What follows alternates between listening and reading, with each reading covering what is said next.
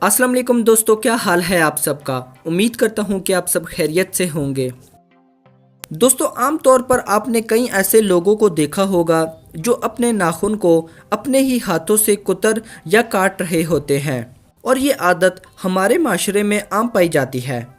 आम तौर पर कई लोग इस आदत का बचपन ही से शिकार हो जाते हैं और आगे चलकर ये आदत मज़ीद जड़ पकड़ जाती है।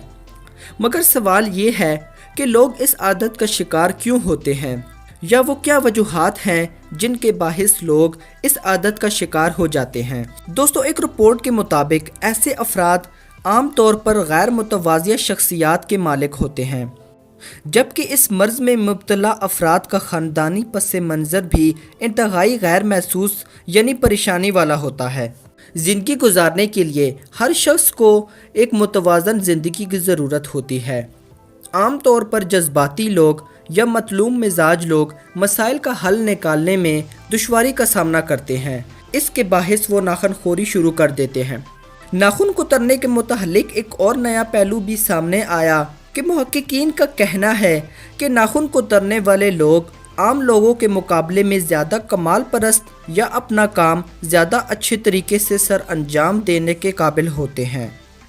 दोस्तों, बहुत से साइंसदानों ने इस रवैये को कमाल परस्ती या प्रोफेशनिस्ट होने से मुंसलिक किया है।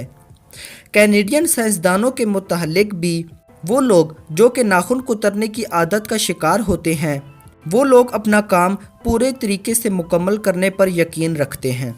साइंसदानों का कहना है कि इन लोगों का कमाल परस्त होने की बुनियादी वजह ही गैर इरादी कुव्वतों की वजह से होना है, और ज़्यादातर लोग इस रवैये को उस वक्त अपनाते हैं जब वो मायूसी का शिकार होते हैं।